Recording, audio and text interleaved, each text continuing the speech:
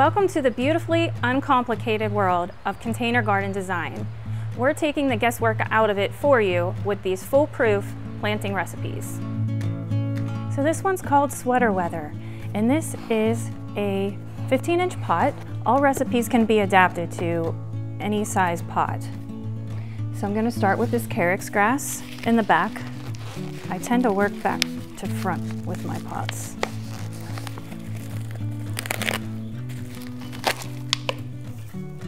Stick this one in the back, this carex. And then I'm going to add in a fall mum. I have a purple fall mum here. Going to plant this at a little bit of an angle. Next I have this celosia. We have a lot of different colors of this. This one's a really nice one with a bicolored foliage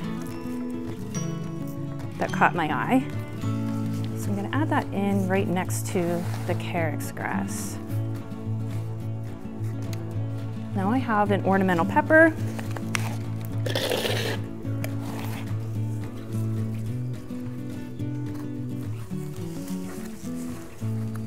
And I picked, it's pretty monochrome. So you can go with contrasting colors and complementing colors, or you can go monochrome. I'm also going to add in this ornamental cabbage. Really like this one. This is going to have to be planted at kind of a unique angle too, because I want it to show in a certain way. I don't want it to just be sticking up awkwardly. I want it to look like it's kind of coming out the side of the pot. So I'm going to stick that sideways, actually, like that.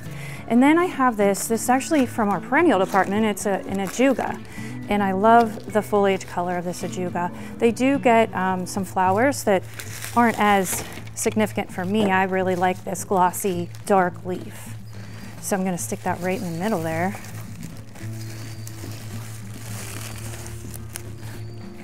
So this looks great as is, but if you wanted to add a little something extra, you can consider adding a faux floral spray that's made for outside weather and tuck that in.